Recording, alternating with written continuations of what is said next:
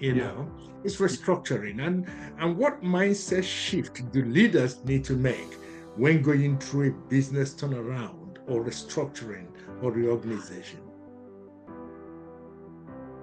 You got to be prepared to let some stuff go, Chuma. Mm, If you're at a point where you've even the word restructure has entered your head, you've got to let go of past glories and past sales figures and all of this sort of stuff. mm, So, from experience, restructuring, what that says is my organization didn't keep up. My mm, organization didn't spend yes. enough time looking at itself and looking outside to Yes. see this coming. The penalty now is we need to take a few of the Lego bricks off and change the shape of the organization Mm, because we didn't plan for this. So you have to ego has to go to one side. You have to accept that you're going to pivot.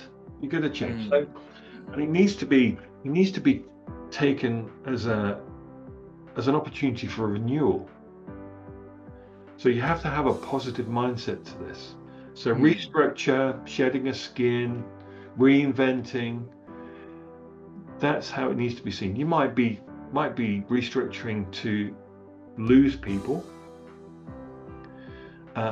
reduce the size of the organization, mm, but you've got to be led by the fact that it's inevitable. We need to do this, but we're doing it to be in a better position going forward.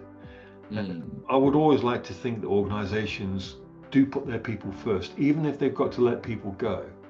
mm. They've done it in a way that everyone understands that unfortunately the inevitability is that we do need to let some people go. So one of the first first times I was involved in something significant, I was involved in a £100 million plus management buy-in in the Mm, late 90s, and mm, one of my first roles was to have a conversation with, I think, about a dozen former colleagues. And well, they were my peers. They were all at the same level at one point mm, as I was, to explain to them that their job was gone. And mm. that's quite tough when you've got Yeah. that friendship with people. Mm, So you have to do it in a way to say, well, look, it's unavoidable, um, and you're going to be looked after. And unfortunately, it's happened because decisions made by our bosses in the past were not the right decisions. The leadership wasn't of a level that was what we should have expected. So mm, now this has happened. Now, I then found myself as part of this new organization with a different set of colleagues. And because of the experience, I mean, I had people crying in mm, these. So mm, it stays with me, stays with us. mm, mm. Um, because of that sort of emotional connection, my Yes. my antenna Mm, were really tuned into the people who were involved in the new company. mm, It didn't take me long to figure out that they hadn't done their due diligence properly. mm, So this is a true story. So this is £100 million plus organization, financial services, Europe wide. mm, I mm, had Now I'd gotten rid of these colleagues. I had 200 odd staff reporting to me. mm, I was traveling all over Europe, but I mm, could not escape the fact that the directors of the new organization had not done mm, their homework. mm, Really did not understand the market. They didn't understand what they bought, and they didn't understand the customer at all. mm, So I thought, "Oh, there's only one thing I can do here. I have to say, mm, um, this restructure hasn't worked. You might have wasted your money here. You've overpaid. Um, if I were you, I'd do it this way." mm, Ultimately, um, I left. I was accused at one point of being dogmatic. mm. And my retaliation was, no, I'm not being dogmatic. I'll change with the best of us. I will innovate with the best of us. But you're not going to change the customer that you have. That's right. And you only have those customers because of the nature of the market you're in. So you're not going to change them. And you haven't understood that. So I'm not being dogmatic. I'm being really practical here. Yeah. So you're going to have to restructure again. So that organization went from point A to being bought out by a large merchant bank, to being restructured again, to ultimately be restructured into non-existence, Chuma. It no longer exists because they got the whole approach to restructuring wrong. There were some innovations along the way that are still within the financial services sector, but we created them, which was good.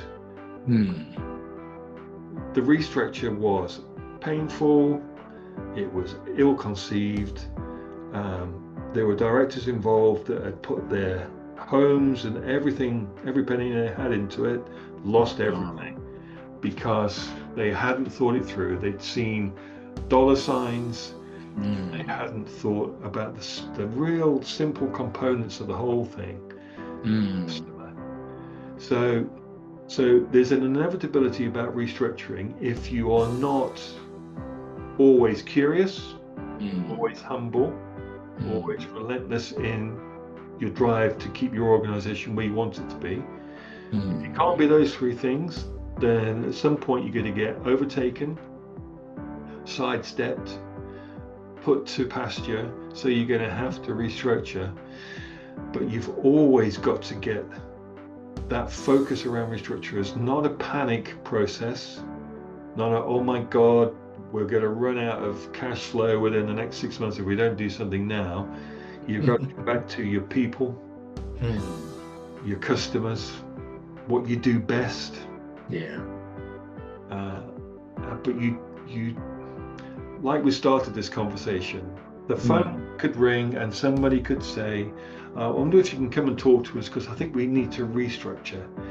99 times out of 100, they haven't really figured out whether they do, they don't, what's working, what's not working.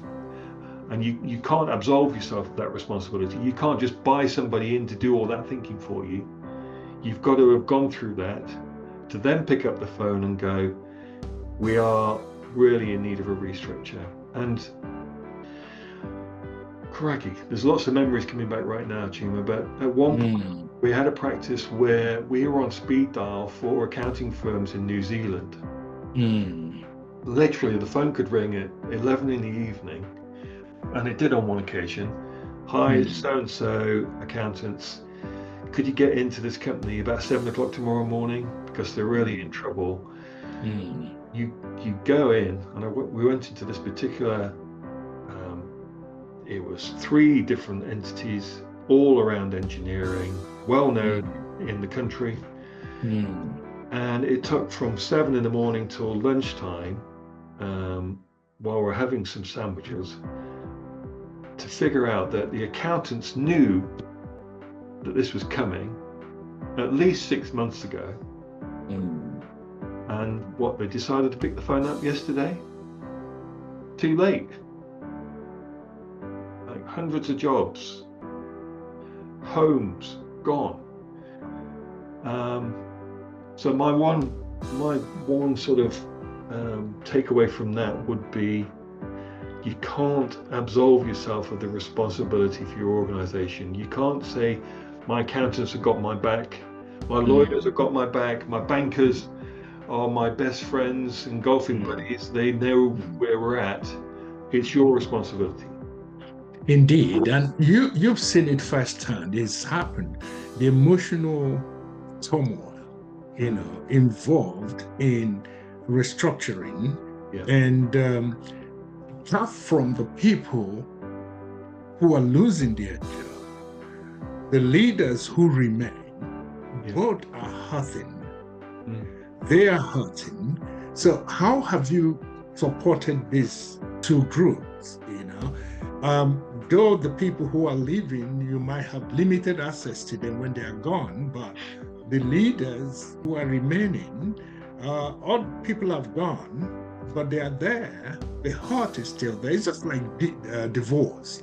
When a couple is divorced, nobody is, maybe apart from the lawyers, nobody is happy about it. Yes. So how have you supported them? It's root and branch, really. It's everything: external advisors, internal leadership, every individual that works for the company. Yes. What's salvageable, what's not salvageable.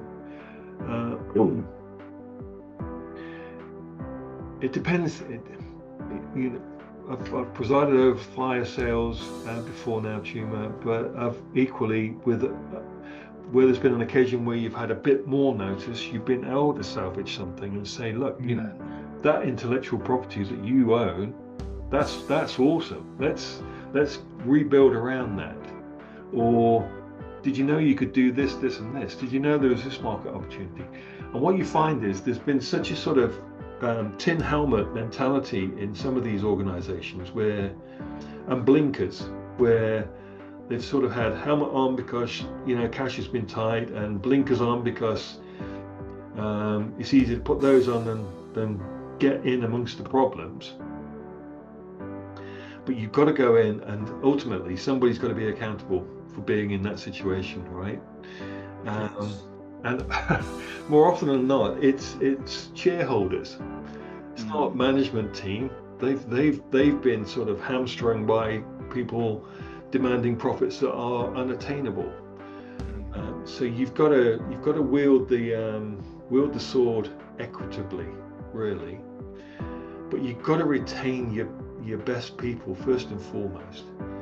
So whatever intellectual property that company owns, build the people around that. Keep the customers on side.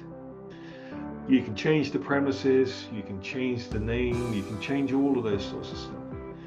At one point, again, we were working with a very well-known accounting firm that specialized in the Phoenix process. Have you come across the Phoenix process, Chuma? No, I haven't. No. So your business, Acme Engineering, has hit a rocky road. You've got some good IP here, but you've got quite a lot of debt over here. You've got some good people here, but some not so good here, and it's sliding rapidly. The Phoenix approach is, within days, you're now this company that owns this IP. So the transferable assets have gone one way, and all the debt and everything else has stayed over there. Accounting firm has assisted you in doing this, and then you've reinvented yourself, and off you go again. I have experienced it, but I didn't know that that's what it's called. Yeah, that is incredible.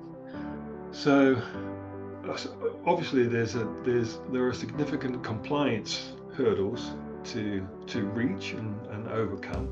But depending on timing, it can sometimes be doable, providing creditors are satisfied. And there are first line, second line, and all that sort of stuff.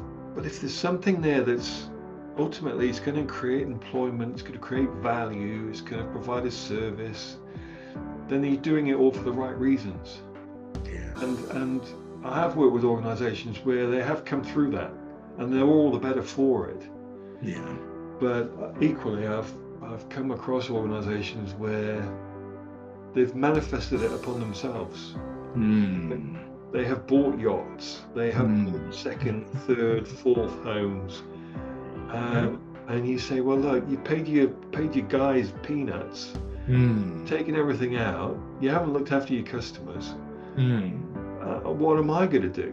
What do you? I'm going to wave a wand and sort it all out for you. You brought this on yourself. Yeah, Andy, we're in very uncertain times now. We have inflation rate going up. We have high interest rates. We have the trade tariffs everywhere.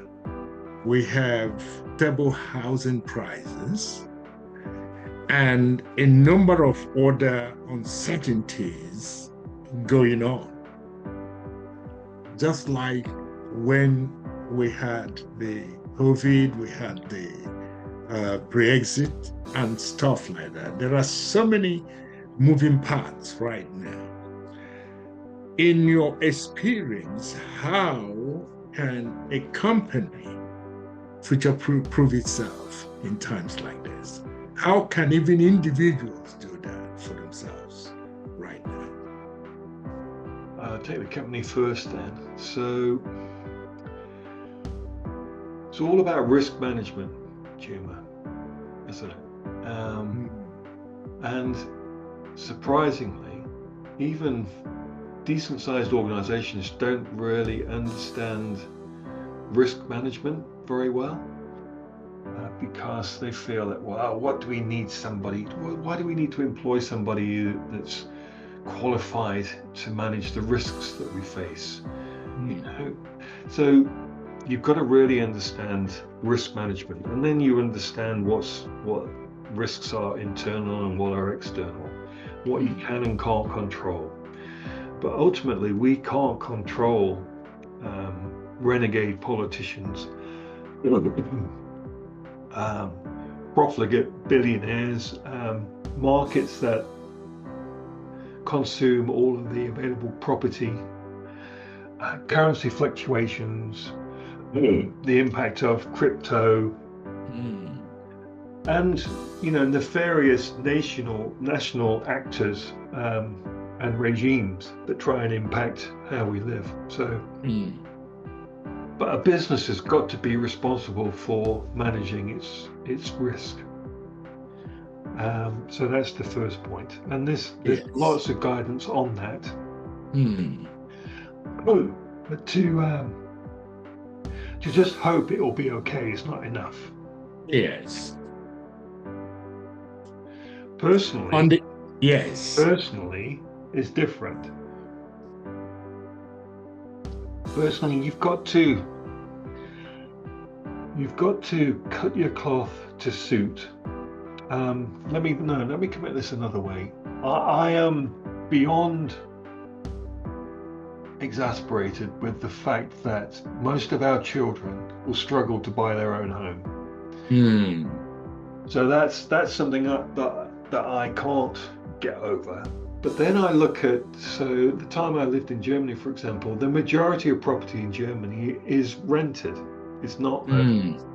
Okay. So then I come back to, so why are we fixated with owning property? And then you look at the UK market and listen to various economists, and a significant chunk of the UK residential property sector is owned by investors. Yes. So the models are all wrong, Chuma, and the costs of building are wrong, and perhaps even the size of properties is wrong. So I think, if I go back to Germany, for example, so post-war, every German home that was built post-World War II was built with a cellar. So you think, well, okay, so how is that relevant? Well, effectively, on a single story property, it doubled the footprint, doubled the available space of that property. The cellar was there in case the Russians invaded. I see. But they took that approach to home building. If I think of my time in New Zealand and Australia, new homes, most homes in New Zealand built of wood, sustainable, So, there's the odd bit of brick cladding and the odd tin roof still goes on property in New Zealand, but built of wood. If you look at where we live, Chuma, and you look at the approach to house building, you think there's got to be a better way of building more affordable homes. Yeah. So homes is one thing. Inflation, I think inflation is baked into the global economy now. There's always going to be some inflation. And when it's too low, it's a problem.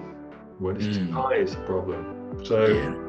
what the sort of Goldilocks porridge point is in inflation, I'm not sure. I'm not an economist. There's always going to be inflation. What we don't need are rogue politicians, maverick politicians on any continent on our planet. Our one planet, Chuma, our planet in a galaxy of 400 billion stars, goodness knows how many other planets, at least 250 million light years away from the next galaxy. So on our own, where we, at the moment, the best of our knowledge, we're the only life form, only intelligent life form in amongst 400 billion stars. What we don't need on our little blue dot, the blue dot, human beings acting in their own interests, without consultation, without proper guidance, mainly without intelligence, emotional or otherwise, spoiling it for us all. There are part of 8 billion of us now. More than that. They said 9.6 billion. But we're all born equal, aren't we? Yes. We all come with nothing. We all go with nothing. So, it's just manifestly, it needs a rethink, Chuma. We should all be working together. If we all cooperated, life would be a lot easier, wouldn't it? And a lot better for everyone. That's true. And my account for why people move around from one part of the globe to another part of the globe, seeking for a better life. And businesses are not immune from that. You are into business expansion, and new markets, So talking about that, what would you say that will make a business truly ready for new market entry,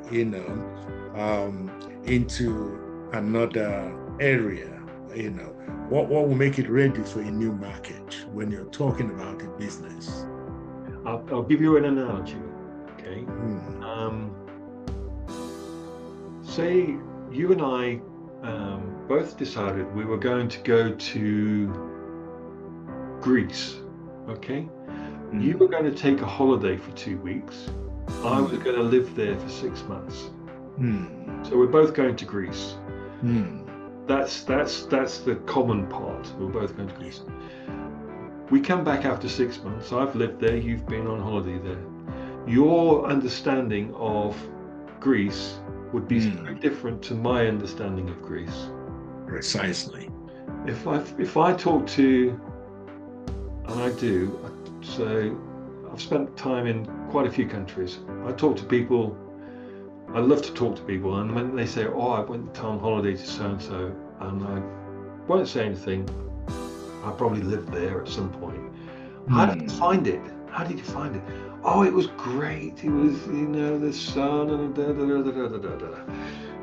And then you say, "Well, funny enough, I used to live there. So, what about this?" It's when you live within a community that you really get to understand whether you fit or not, and what makes it tick, and what works and what doesn't work. You don't get that. You don't get that in 2 weeks on the beach, right? So if you want to prepare yourself to enter new markets, you have to metaphorically prepare yourself to go and live there. Because you and I both know that cultures aren't easily transferable. And what you need to do is adopt your ultimate new customer's culture, not impose. And you've got to understand what makes them work.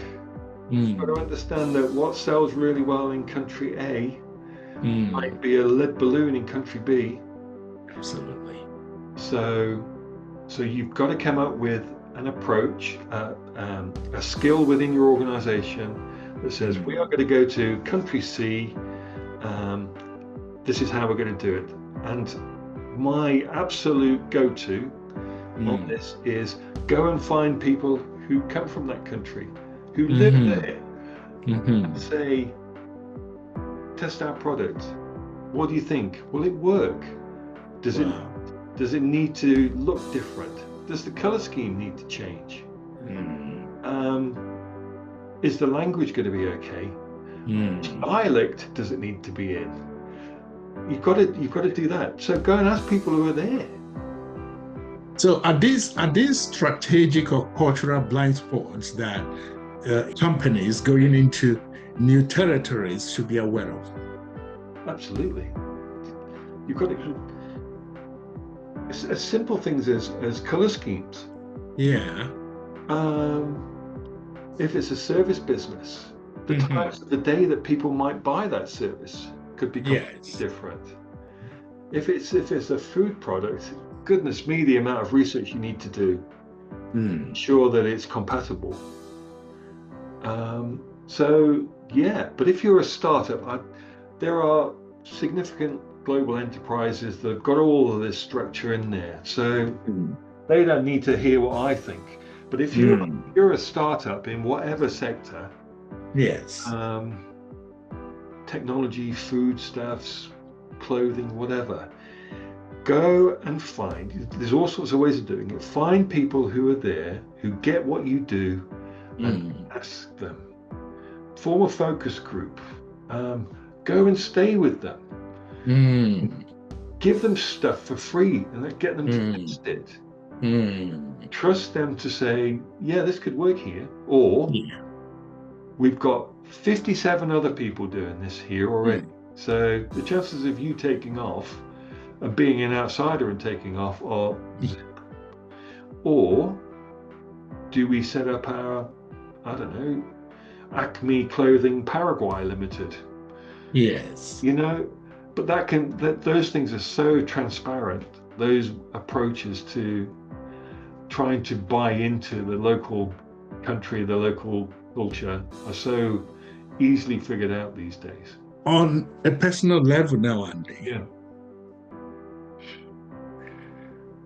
what would you say is the innovation or innovations that have transformed your own way of working and your own way of thinking? What would it be, in the past 2 or 3 years? Because if we go back all the way back, there will be a lot to talk about. But in the last 2-3 years, what would you say, have transformed your own way of working? Ooh, good question. Good question.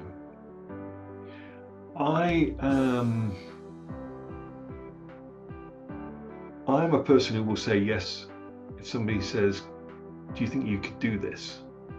So to give that some context, so I've been a national leader of governance for the Department of Education. I'm a presiding justice in the family court. I've led on all sorts of interim executive boards in schools. I have business interests. Get involved with great organizations like your own, Chuma. I say yes. I do presentations and keynotes at the drop of a hat. Not because I've got one on the shelf, but because it's oh, that would be interesting. Let me see what I can figure out there. Okay. We've got something like 12 different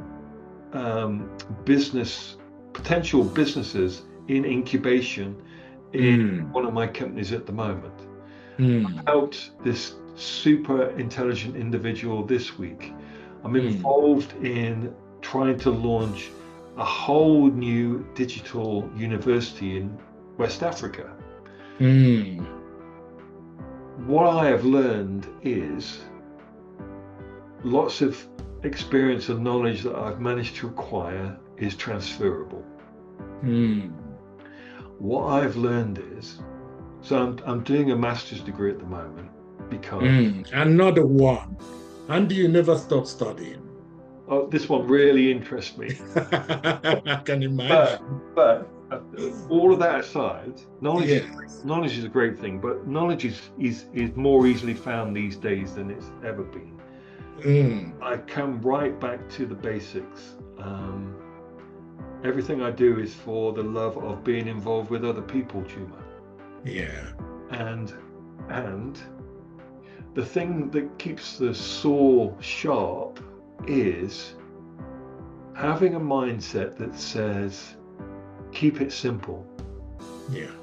Okay. So if you and I met for the first time and you look, I've got this real issue with my team or my business or whatever.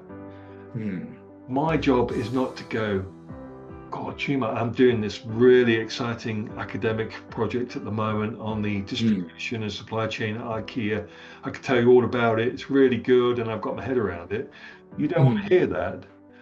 What we're talking about is, Chuma, simply put, if you've got a problem with your team around you, get in there, have an open conversation. What isn't working, and really keep it simple. Start the conversation and then sit back and just watch how they all interact, and who's got an axe to grind, who's got some energy, who hasn't got any energy, and just tune into that. So what I've learned in the last 3 years in all of those experiences I've outlined, keep it simple, keep it engaging, respectful, simpatico with people. Respect the fact that once people have left that keynote speech, they're going to go home, Chuma, and they're going to cook dinner. They might have the washing to put on. They've got the dog to walk. Watch a bit of crappy TV. We're all like that, Yes. So just be human about the whole thing. That's incredible. And we can keep talking, it, for another 2 hours. You are so inexhaustible. Now, I've got to find a way of bringing you back to this program. You got to come back again because there's so much we still need to explore, Andy. I'm going to share something with you, Chuma. Yes. I have had COVID all week. Oh, no. For 3 days, I had a fever of 39 degrees. Oh, no. Right? So I am not even a top notch in terms of performance at the moment. So I absolutely would love to come back because I haven't even warmed up yet, Chuma. Oh. Whoa. And you didn't tell me. We could have put off this a little bit further until you fully recover. No, I've had things that I committed to this week, and this is one of them. That it's that relentlessness. Chuma. That's relentlessness. I can see it in practice. Yeah. I can see it in practice. It's got to happen, Chuma. It's got to happen. Yes. There you go. Indeed. I would love and let me say, Andy, that this has been a powerful and thought-provoking conversation. Thank you. Thank you for bringing such clarity and depth to today's discussion on business transformation and leadership in uncertain times. Thank you for your insights on aligning leadership with long-term strategic growth, particularly the way you approach restructuring and new market entry, have been both very practical and deeply inspiring. I can tell you that, it's clear that the transformation isn't just about change, but about intentional visionary leadership, Andy. Now, before we close, Andy, is there a final thought or piece of advice you would love to leave with our listeners, especially those navigating complex, leadership challenges or preparing their organizations for the next phase of growth? Absolutely. So if you're in a position, if you're listening to this now and you're in a position where you're thinking, I've tried everything. I've done as much as I can. I've got 100% out of everyone. Just understand this. There is so much more that you can do. You haven't done it all yet. So go and have a walk. Go and have a conversation with yourself. Okay. And just overcome a few things and say, right, okay, I'm going to go back in and I'm going to keep going at this because I haven't tried everything yet. And I've got so much more I can achieve because we are all far more capable than we give ourselves credit for, Chuma. Indeed. Don't be limited by anything. Yeah. Thank you again. Thank you once again, Andy. And for those, who would like to connect with you, how would they reach you? Especially in terms of, the book you spoke about, the one you've written for the youngsters, Yeah. which is very significant at this point in time because we need to let the young imbibe that innovative mindset right from, if possible, primary school to secondary school, then get into the universities and then get into the world. So how would people reach out to you? How would they get across? Find me on LinkedIn. You find Andy Collyer, Collyer on LinkedIn, and say hi. And if you want to know more, we're going to come up with a way of delivering this qualification for youngsters in entrepreneurship on a platform that can be done for free, because it will be for free, and they can just have a trial themselves, and that will help us persuade the Department for Education to get behind this as the next way of teaching our kids what they need to be taught.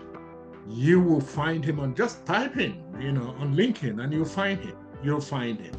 Yep. And so, to our listeners out there, if this episode gave you something to reflect on or act on, please subscribe and leave a review and share it with someone in your network who's passionate about transforming their business landscapes with purpose and who would want to develop that innovative mindset. We are on a mission to imbibe, to get people to imbibe innovative thinking, innovative lifestyle, because that's what the future holds. We can't continue to do it the way it's always been done.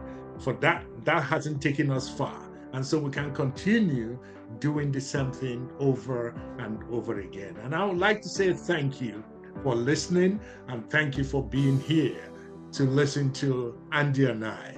Andy, once again, thank you so much and have a wonderful evening. You too. Thank you. Thank you. Thank you.